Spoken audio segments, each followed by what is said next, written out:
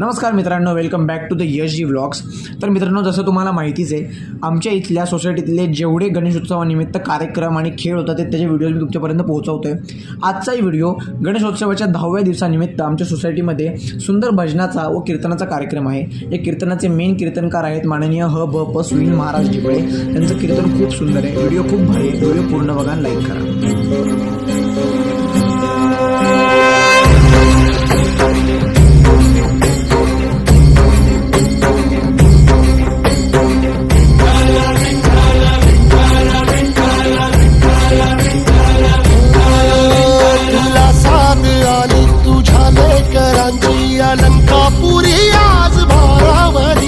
वसारीचा घेतला पावला निया वाळवंटी तुझी सावली गळा भेट घेण्या भीमेची निघाली तुझ्या राम घोषात इंद्रायणी। पूजानिमित्त भव्य कीर्तन आणि भजन सेवा महाराज आलेले आहेत। आता थोड्याच वेळामध्ये हरिपाठ होणार आहे। तरी सर्व श्रवणाच्या निमित्ताने आज कीर्तनाचा उत्सव त्या ठिकाणी संपन्न होत आहे। तरी सर्वांनी लवकरात लवकर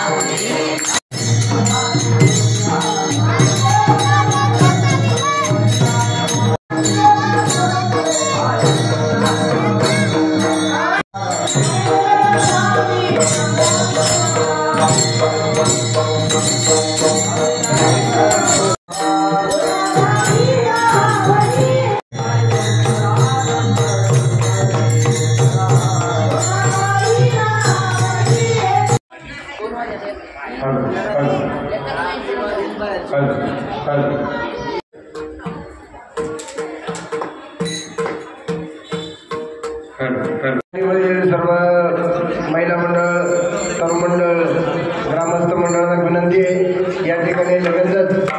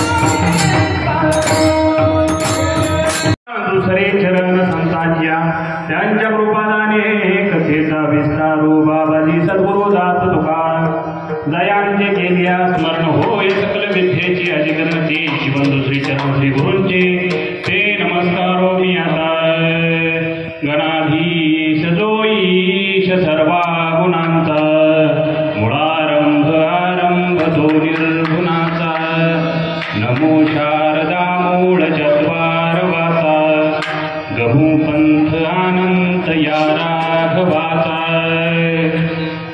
नमो सद्गुरु तुकया ज्ञानदीपा नमो सद्गुरु सच्चिदानंद रूपा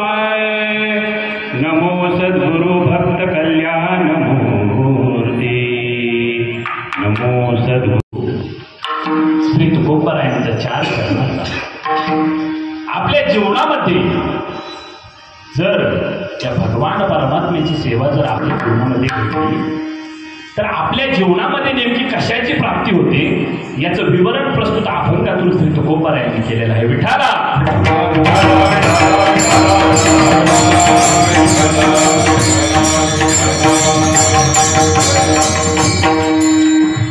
सेवेला सुरुवात करण्यापूर्वी थोडासा परिहार गरजेचं आहे. आज आपल्या या सत्य साई प्रसाद सोसायटीमध्ये साईरत्न आजची ही कीर्तन रूपी सेवा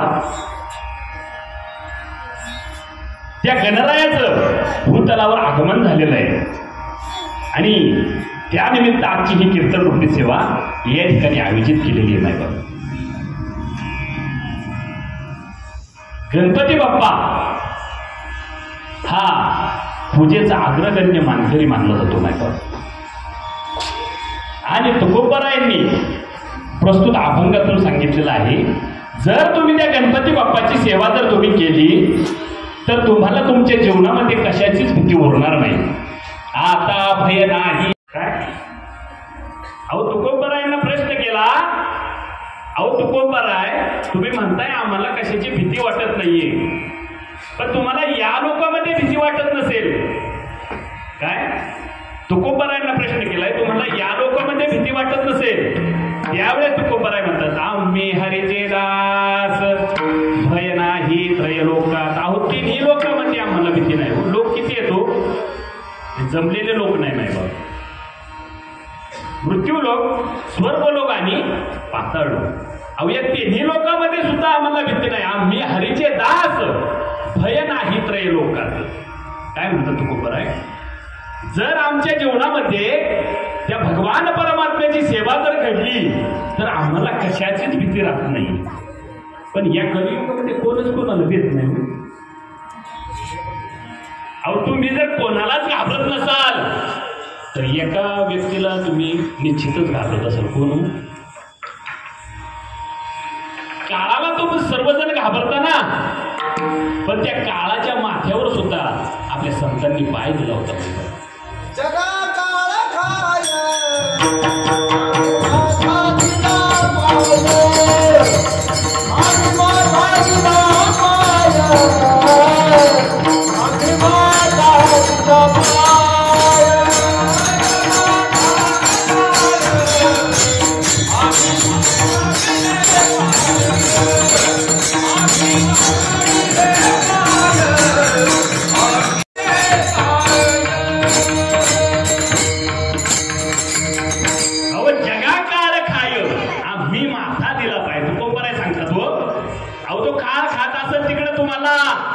आमच्या पुढे टुरटूर करीत नाही म्हणजे का? आम्ही काय केलेलं आहे, काळाच्या माथ्यावर सुद्धा पाय दिलं. जो यम आपल्याला नेण्यासाठी येतो ना मायबाप, जो यम आपल्याला नेण्यासाठी येतो ना, तो यम सेनेची मीटिंग बसलेली आहे आणि वानर सेनेतील सर्वात जुना माणूस कोण हो? जामवंत. सर्वात जुना अध्यक्ष मायबाप. आता म्हातारी माणसं पाहिजेत महाराज. काय अहो जामवंत म्हणले मी पलीकडे जाऊ शकतो पण परत येऊ शकत नाही. कारण का काय झालंय, माझं वय झालंय म्हणले. आता काय म्हणले, माझं वय झालंय, मी पलीकडे जाऊ शकतो पण अलीकडे परत येऊ शकत नाही. मग म्हणले तुम्ही जातायच कशाला? अहो एक एक बलाढ्य वीर त्या वानर सेनेत होता. नळ नीळ जामवंत पुढे चाले हनुमंत. एवढे बलाढ्य वीर त्या वानर सेनेत होते. आणि मग नळ नीळ जामवंत म्हणू लागले, अहो समुद्र किती योजने, 100 योजने समुद्र, पण आमची ताकद किती आहे? एक जण म्हणाला 25 योजना जाऊ शकतो, कोण म्हणला 75 योजना जाऊ शकतो, कोण म्हणला जाईल पण परत येणार नाही. आणि जामवंत सगळ्यात जुना माणूस मायबा. म्हातारी माणसं पाहिजे, तो म्हातारी माणसं पाहिजेत कशाला हो? मार्ग दाखवायला. आणि तरुण मंडळ पाहिजे त्यावर उड्डाण करायला मायबाप. ज्यावेळेस अहो तरुणपणातच करावा परमार्थ. काय या वयातच या वयात काय म्हणले, या वयातच या वयात. अहो जोपर्यंत आपले हातपाय नीट आहेत ना तोपर्यंत परमार्थ करून घ्या.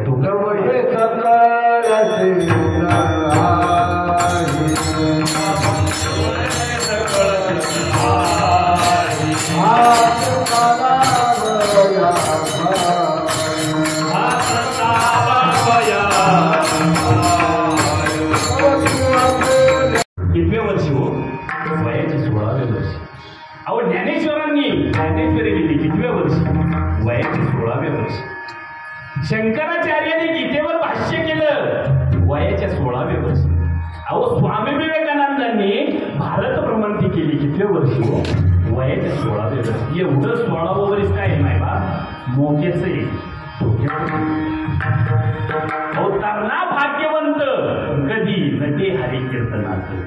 अरे जामंत तिकडे जाऊ शकतो कोण? हनुमंतराय. अहो बोलून घ्या हनुमंतरायांना.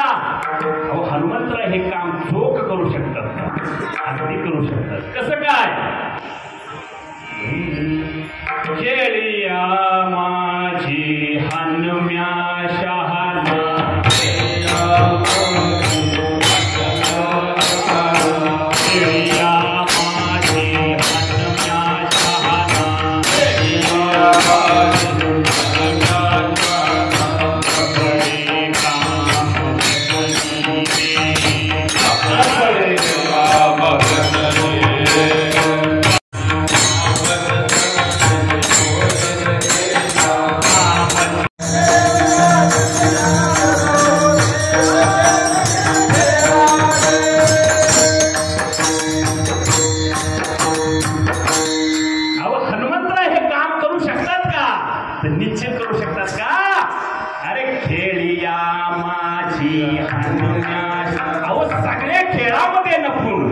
सगळ्या खेळात परिपूर्ण मायबाप कोण?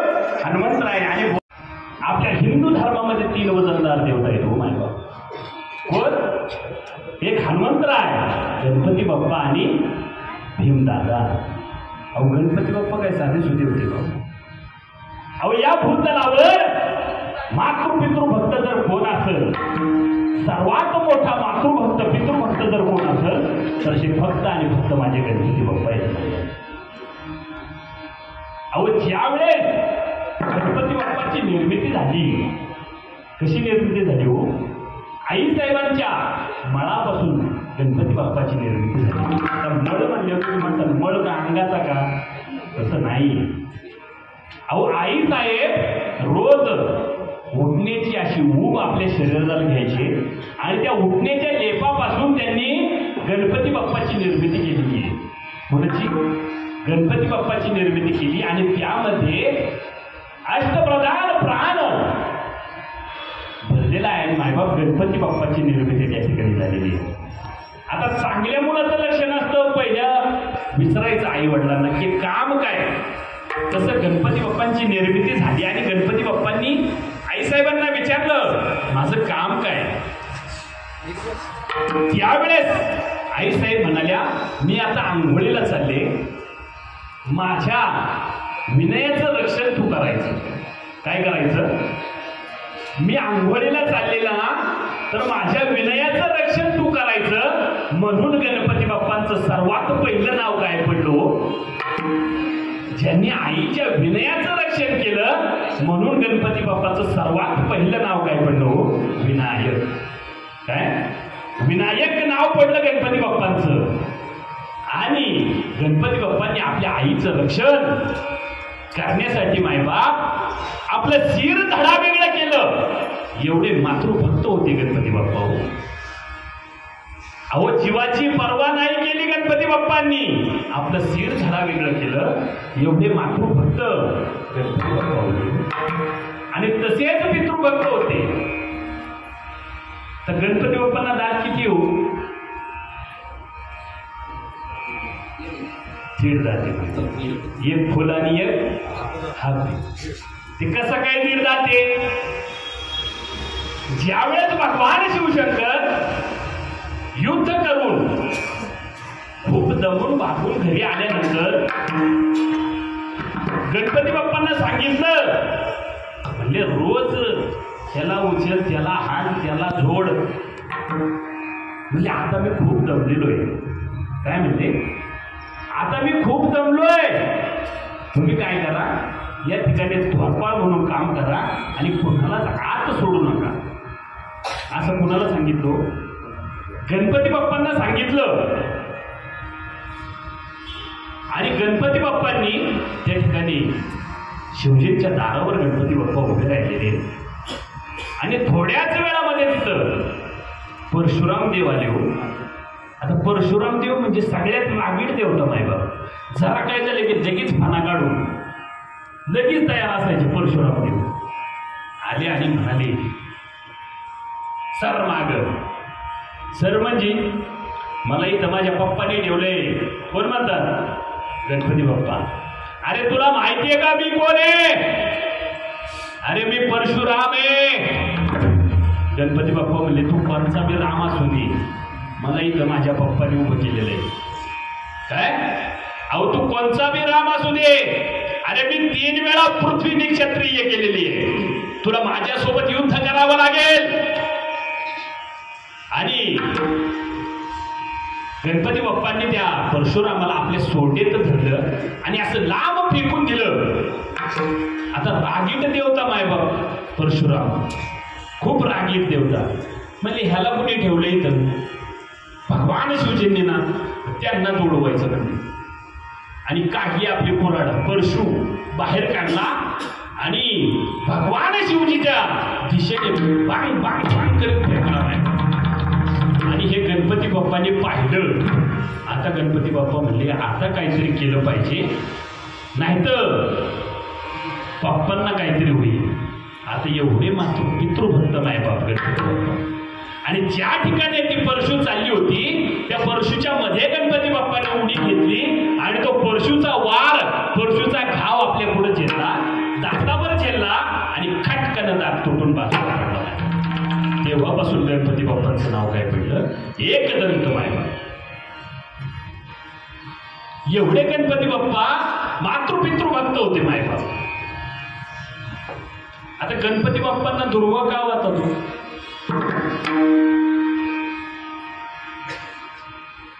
ज्या वेळेस अंधकासूर नावाचा राक्षस, काय अंधकासूर नावाचा राक्षसाने सर्व देव लोकांवर हाहाकार माचवला होता. सगळे देव भयभीत करून टाकले आणि वार्ता कळाली कोणाला? हो, गणपती बाप्पांना ही वार्ता कळाली. अहो गणपती बाप्पांनी क्षणाचाही विलंब झाला होता. तो अंधकासूर नावाचा राक्षस जो आग फेकायचा तो राक्षस धरला तसा गिळून टाकला. काय राक्षस गिळून टाकला, पण तो राक्षस गणपती बाप्पांच्या पोटामध्ये आग सोडू लागला. काय सोडू लागला? आग सोडू लागला. आणि गणपती बाप्पांच्या पोटाचा दाह चालू होता मायबाप. अहो विविध प्रकारची औषधं गणपती बाप्पांनी केली, पण कोणत्याच औषधाचा फरक गणपती बाप्पांना पडला. शेवटी चंद्र डोक्यावर येऊन बसला. म्हणून गणपती बाप्पांचं नाव काय पडलं? भालचंद्र. की चंद्र शीतल आहे, थंड आहे, त्या थंडाईने तरी पोटातला दाह शांत होईल. पण तसं सुद्धा काही झालं नाही. भगवान शिवजींनी आपल्या गळ्यातील सर्प गणपती बाप्पांच्या पोटाला गुंडाळला. की सर्प कसा असतो? थंड असतो. पण तरी सुद्धा गणपती बाप्पाचा दाह काय शांत होईना. मग सरते शेवटी 88,000 ऋषींनी 21 दुर्वांची जोडी करून गणपती बाप्पाच्या मस्तकावर ठेवली. त्यावेळेस गणपती बाप्पाचा दाह, शरीराचा दाह काय झालेला आहे मायबा? शांत झालेला आहे. एवढी ही वनस्पती गुणकारी आहे मायबा. आता ही हराळी, ही दुर्वा तयार कशी झाली? हो, ज्यावेळेस समुद्र मंथन चालू होतं त्या समुद्र मंथनातून अमृत बाहेर आलं. काय बाहेर आलं? अमृत बाहेर आलं.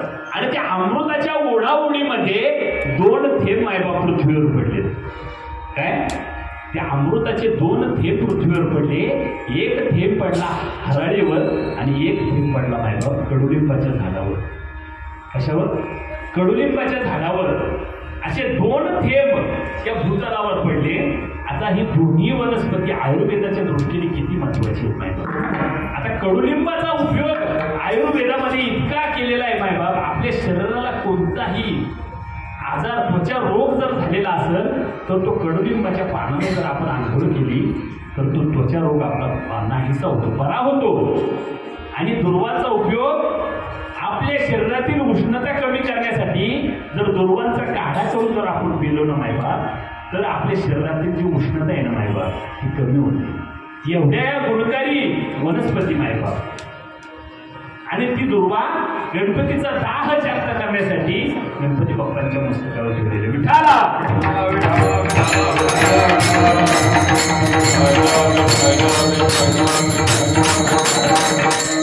आपल्या हिंदू धर्मामध्ये 3 वजनदार देवता सांगितलेले. एक हनुमंतराय, गणपती बाप्पा आणि भीमदादा. आता हनुमंतरायांना ते काम सांगितलं.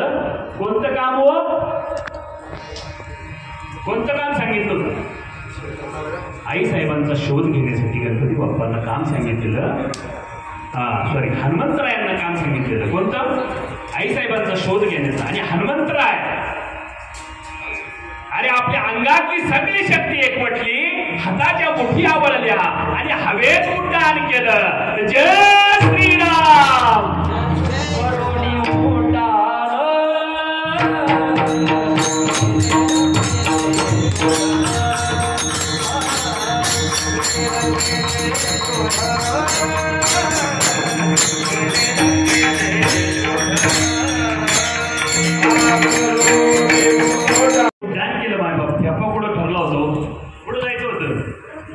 लंकेत जायचं होतं. हनुमंतराय लंकेच्याही पुढे गेले मला.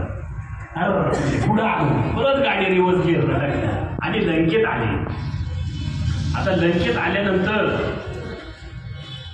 रावण काय साधत होता का? 4 वेद 618 पुराण रावणाची मुखदगत होती माहिती. 88,000 बायका, 1 लाख पोरं, 1.25 लाख नातू, 1.5 लाख पंतू. कुणाला? रावणाला. मग त्यांना रेस्ट निकालावं किती मिळत असेल. एवढा शक्तिशाली रावण, तो रावण एवढा बलाचे होता मायबाप. 7 कोटी घरं सोन्याची होती मला. काय 7 कोटी घरं शुद्ध कांचनाची सोन्याची घरं होती. आपल्या पोटात एक अंगठी आली तरी म्हणतो भातवाड आमची वाड, भातवाड आमची वाड. एक जण म्हणला 2 अंगठ्या पोटात घातल्या आणि बाजारात गेला. आणि बाजारात गेल्यानंतर नुसतं विचारायचं टमाटे केवढ्याला, कांदा केवढ्याला, वांगी केवढ्याला. आता एक आजी होती, त्या आजीने बघून घेतलं. म्हणजे ह्याला काय माल खरेदी करायचा नाही, याला फक्त काय करायचे अंगठ्या दाखवायचे. आणि आजी जुन्या काळातली होती म्हातारी. तिने आपली सोळी अशी वर खवली, ताटात एवढा खप्प्याच्या खप्प्या बाजूबंद होता. आणि म्हणली टमाटे 10 रुपये, कांदा 20 रुपये. त्यांनी तो बाजूबंद बघितला, परत बाजारातच आला नाही पडला. एवढा सोन्यावर मोह असतो मायबा. महिला मंडळींचा तर लई जीव मायबा सोन्यावर. महिलांचा एक महिला म्हणाली घरात सगळे पण सोनं नाही. काय घरात सगळे आहे पण सोनं नाही, घरात सगळे आहे पण सोनं नाही, सोनं नाही. वैतागलं मला, माऊली मला वैतागलं. 1 किलो घेऊन आले. काय 1 किलो घेऊन आलं पण ते काही खरं असेल का? 1 ग्रॅम. काय 1 ग्रॅमचं 1 किलो घेऊन आलं. आता आई साहेबांनी गप बसावं ना. आई साहेब आपल्या लग्नाला गेल्या घालून अख्ख्या वराडात चाम सगळीकडं नाही का. आता जी लोक असतात लग्नाला काही सगळी झालेली असतात का महाराज. चोर लोकांची नजर बसली ना म्हणजे चांगले नाही गावलंय. आज दिवसभर त्याच्यावर पाळत, दिवसभर त्या महिलेवर त्यांचा डोळा. आणि संध्याकाळच्या वेळेस त्या महिलेला त्यांनी गाठलं ना महाराज. कुणी हो? चोरांनी त्या महिलेला गाठलं आणि 2 तर कानाखाली लावल्या. सोड म्हणले, नाही सोडणार. अरे ते खोटे सोड. अनवर जीर आपल्याला देह मिळालेला आहे त्याची किंमत आहे का?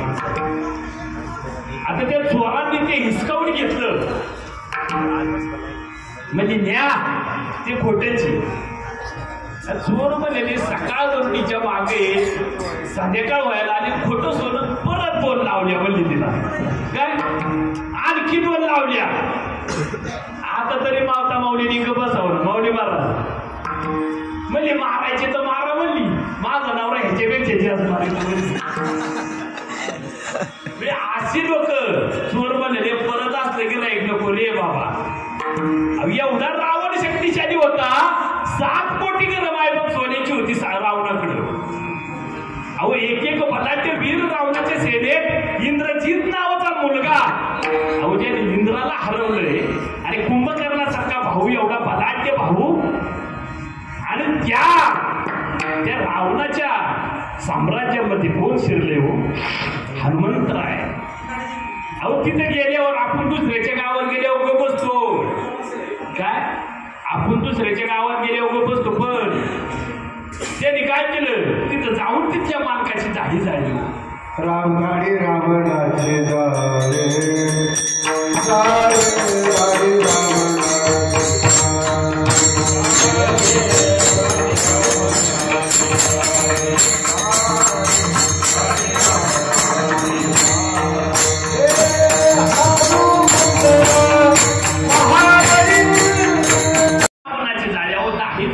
गाडी हनुमंतरायांनी जो काही पराक्रम केला लंकेमध्ये, आणि मग अशोक वाटिकेचं आईसाहेबांना भेटण्यासाठी कोणी गेलो? हनुमंतराय गेले.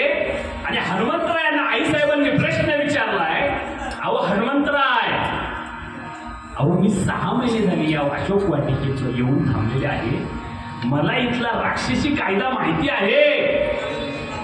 अहो रावण किती क्रूर आहे, निर्दयी आहे, मला माहिती आहे. आणि तुम्ही एकटेच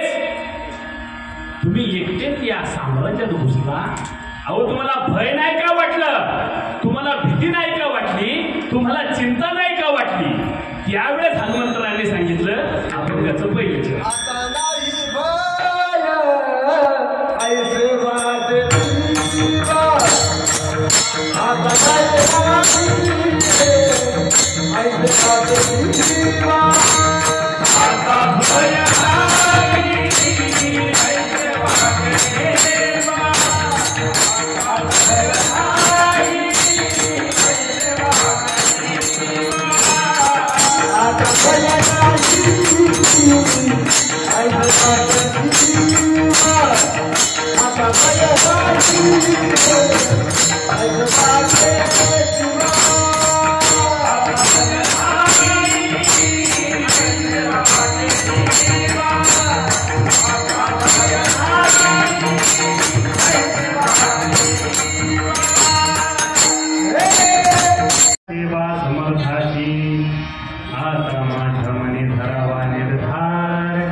चिंतनी अंतरण पडावे. अहो आईसाहेबांनी हनुमंतरायांना विचारलं की तुम्हाला भय नाही का वाटलं? तुम्हाला भीती नाही का वाटली? त्यावेळेस हनुमंतरायांनी सांगितलं, आता माझ्या मने काय आता भय नाही ऐसे वाटे जीवा. अहो तो समर्थ असणारा प्रभू रामचंद्र यांची सेवा माझ्या जीवनात घडली, त्यामुळे आता मला भय चिंता काही उरली नाही हो. तसंच आपण आपल्या जीवनामध्ये त्या भगवान परमात्म्याची सेवा जर केली, त्या गणपती बाप्पाची सेवा जर आपण केली, तर आपल्या जीवनामध्ये सुद्धा कशाची भीती होणार नाही हो. काय आता भय नाही ऐसे वाटे जीवा. पण कधी घडली या सेवा समर्थांना. समर्थ म्हणजे काय हो? काय काही जण नावाची समर्थ असतात. नाही बाबा, नुसतं नाव समर्थ असून उपयोग आहे का? काय कायचं नाव असतं, एकाचं नाव असतं निर्मला, पण घरादाराला काय बुडा. एकाचं काय कायचं नाव असतं शांताबाई, पण भांडण केल्याशिवाय दिवस उपयोग आहे का? एखाद्याचं नाव असेल गंगाधर, आंघोळ करीत नाही महिनाभर, म्हणजे नावात काय आहे का माहिती? काय पण त्याला रातचं गावत नाही घर.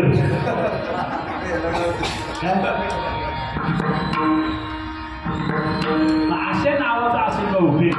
नाव समजता असून उपयोग नाही हो. अहो ज्याच्या हातामध्ये ही लोकांची सत्ता आहे ना मायबाप, तो हे समर्थ. काय पैसा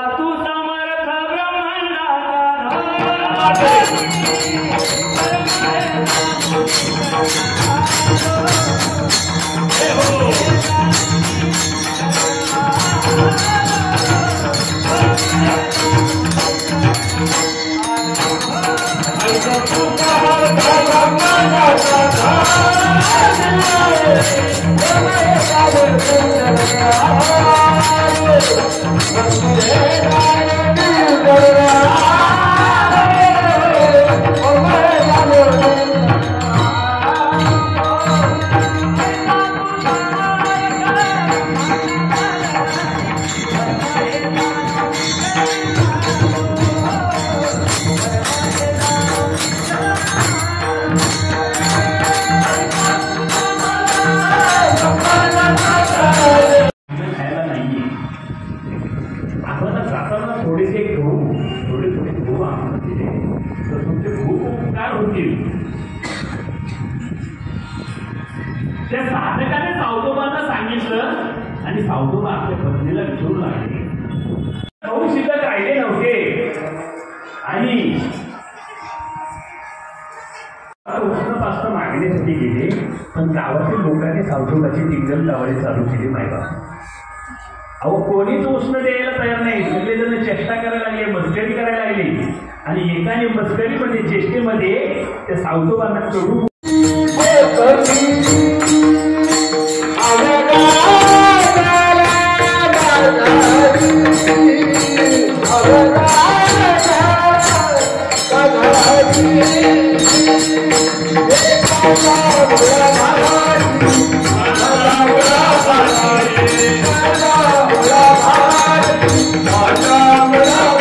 आणि तो म्हणू लागला, राजाजी ये शिपाई तुमचा हा मावळा माझ्या हत्तीसोबत झुंज करेल का?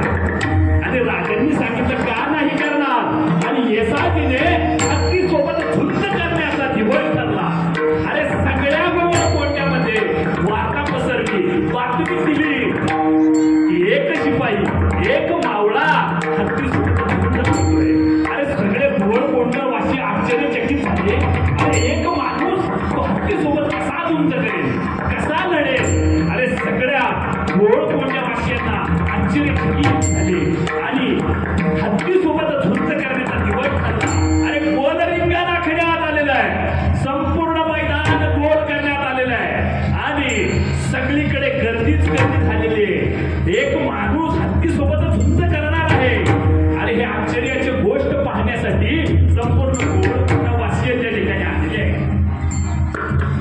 आणि बादशाने आपला मदत त्याला मद्यपान करून 5-25 लोकांनी मैदानात आणलेला आहे. साखरदंडाने झगडलेला हत्ती मैदानात आलेला आहे. आणि येसाजी गंगने महाराजांना मुजरा केला आणि नंगे संशयनिशी मैदानात उडी घेतली आणि हत्तीला मोकळा करण्यात आलेला आहे. आणि हत्तीला मोकळा केल्यानंतर हत्तीने पाहिलं येसाजी गंगला आणि हत्ती चौकारून पिसाळलेला हत्ती येसाजी गंगवर चालून आलेला आहे. अरे सगळ्यांच्या हृदयाचा ठोका चुकेल की काय अशी परिस्थिती त्या ठिकाणी निर्माण झालेली आहे. सगळे लोक लावून पाहतायत आता काय होणार आहे. आणि हत्ती धावत जोरात ओरडत येसाजीवर आला आणि येसाजीने डाव्या बाजूला उडी मारली आणि हत्तीला जगवलेलं आहे. आणि हत्तीला जगवण्यात येसाजीला यश आलं. सगळे गोलकोंडा वाद्य डग लावून बघतायत. आणि त्या बादशाहाला त्या कुटुंबशाला घाम फुटला, कपाळावर घाम आला, थरथर कापत होता तो कुटुंबशहा. आणि हत्ती परत माघारा फिरून आला आणि येसाजीवर चालून आला. यावेळेस मात्र हत्तीने येसाजीला जगवलेलं आहे आणि येसाजीने हत्तीला जगवलेलं आहे. आणि यावेळेस येसाजीला हत्तीची शेपटी पकडण्याची यश आलेलं आहे. आणि येसाजीने हत्तीची शेपटी पकडली. अरे 2-2.5 तास ही झुंज चालू आहे. अरे सगळे कोंड वाचले असे डग लावून पाहतायत. अरे एक असा माणूस तो हत्तीसोबत झुंज करतोय. अरे एक असा माणूस तो हत्तीसोबत झुंज करतोय. अरे सगळे असे पाहतायत. आता बादशाला घाम फुटलाय, लटलट कापतोय तो कुतुबशहा.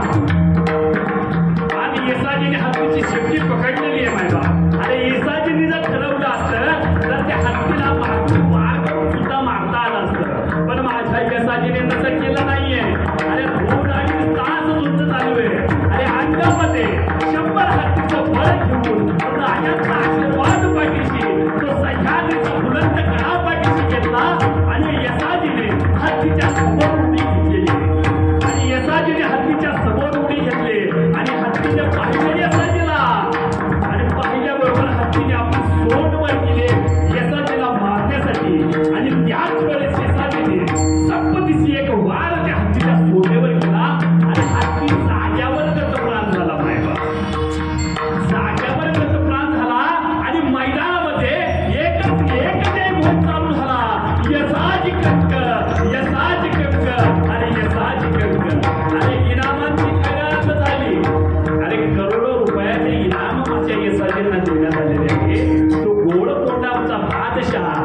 येसाचेंना इनाम देतोय आणि म्हणला तुझ्या पत्नीने असेल तर तुला 50,000 मनसबदारी देईल. पण त्या येसाचेने सांगितलं, अरे माझं कौतुक करायला माझा राजा समर्थ आहे. अरे एवढे निष्ठावंत मावळे माझ्या राजांच्या पदरी होते महाराज. आणि येसाचीला प्रश्न विचारला, अहो येसाची, अहो तुम्ही एवढ्या हत्तीसोबतच युद्ध केली, तुम्हाला भय नाही का वाटलं, तुम्हाला भीती नाही का वाटली? यावेळेस येसाजीने सांगितलं, अरे माझ्या जीवनामध्ये ते समर्थ असणारे छत्रपती शिवाजी महाराज यांची सेवा माझ्या जीवनात घडलेली आहे, त्यामुळे आता मला कशाची भीती उरलेली नाही. एवढे शक्तिशाली मायबा छत्रपती शिवाजी महाराज आणि छत्रपती शिवाजी महाराजांच्या पदरी असलेले हे निष्ठावंत मावळे आणि राजांची एवढ्या सर्व मावळ्यांवर नजर होती मायबाप, जीव होता राजांचा. अरे नाना प्रकारचे विविध मावळे मायबाप महाराष्ट्राच्या मातीत होऊन गेले. सगळे मावळे राजांवर जीव ओवाळून टाकायला तयार असतात. सगळ्यांनी महाराजांवर जीव ओवाळून टाकला, पण राजांनी कधीच कुणाला दुजाभाव दिला नाही. हा मोठा हा छोटा असा कधीच तुझ्याभाव केला नाही. म्हणून ज्या प्रकारे राजांनी सर्व मावळ्यांची काळजी घेतली, त्याच प्रकारे तो पंढरीश पांडुरंग परमात्मा सुद्धा सर्व भक्तांची काळजी घेतो. आपण त्याचं शेवटचं तुका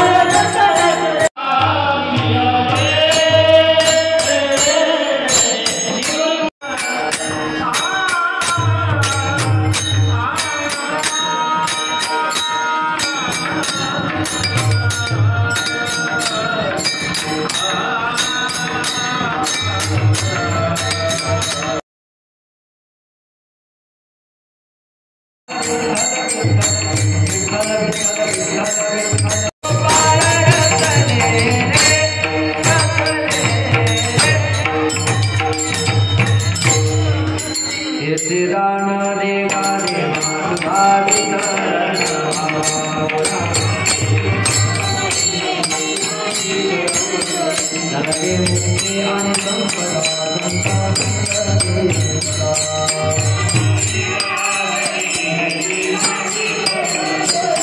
आणि